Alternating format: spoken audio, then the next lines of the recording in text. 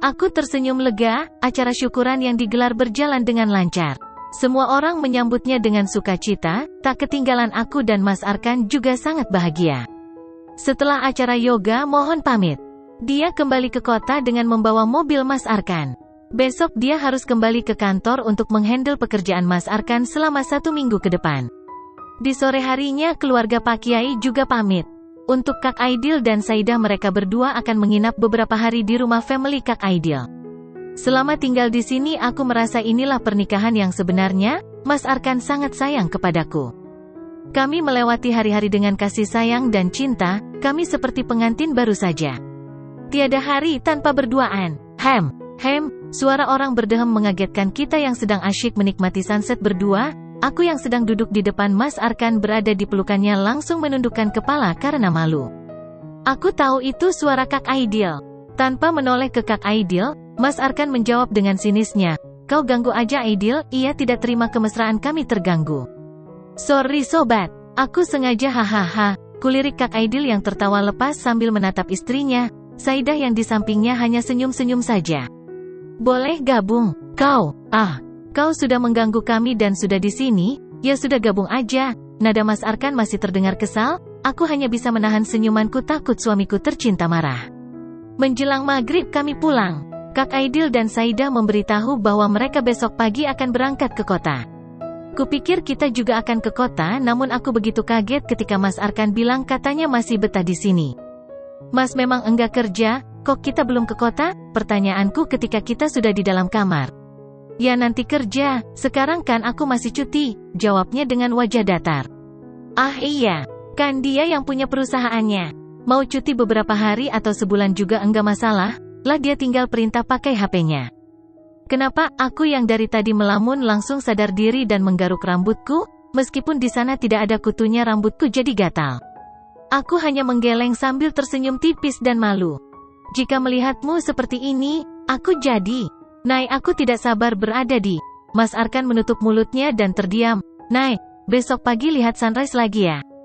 Terus kita cari kerang." Aku hanya bisa menarik dahi ini, mataku sedikit menyipit. "Aneh, ada apa ini?" Mas Arkan mengganti topik pembicaraan.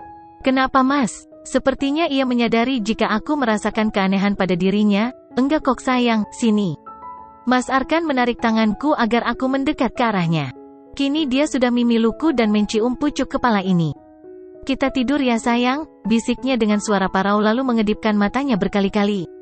Dasar suami ada maunya sebelum tidur. 2 hari telah berlalu dan rencananya hari ini kami akan kembali ke kota. Semalam aku sudah beres-beres baju mana yang akan kubawa dan ditinggal. Tapi Mas Arkan melarangku untuk membawa baju banyak-banyak. Iya sih, memang dia berduit pastinya nanti aku akan dibelikan baju yang baru yang bagus-bagus. Ah dasar, aku ngarep banget. Tapi memang iya, kan Mas Arkan orang tajir dan aku adalah istri yang disayanginya. Kuikuti saja kemauannya. Dari rumah kita naik transportasi seperti biasa, yakni bis angkutan umum yang menuju kota. Katanya Mas Arkan ingin merasakan naik bis lagi karena sejak tinggal di rumah utama dia tidak pernah lagi naik transportasi umum, termasuk bis. Perjalanan panjang yang biasanya menjenuhkan jika naik sendirian, kini terasa menyenangkan dan tidak terasa sudah sampai terminal kota saja. Kami turun dan beralih ke taksi. Aku begitu heran ketika taksi melaju ke arah lain, bukan ke rumah utama. "Mas," tanganku menggoyang-goyangkan pahanya, aku terlihat cemas. Takut jika kita berdua sedang diculik oleh si sopir taksi. Mas Arkan hanya tersenyum saja ke arahku. Ku mendekatkan kepala ini ke telinganya dan berbisik, aku tidak mau si sopir mendengar pembicaraan kita dan dia jadi waspada.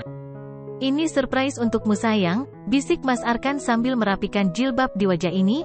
Sebenarnya mau rapikan jilbab apa meng elus pipi ini? "Tunggu apa katanya tadi? Surprise? Surprise apa?" Aku langsung mengalihkan pandangan ini ke Mas Arkan. Kita jadi bersih tatap tanpa ada batas di antara wajah kita, sampai-sampai hidung kami saling menempel. "Kita sudah sampai sayang. Turun yuk," suara Mas Arkan membuyarkan lamunanku. Sebenarnya tadi aku ingin merem saja agar kami berci. Dasar otak misum. Aku hanya mengangguk sambil menggigit bibir bawah.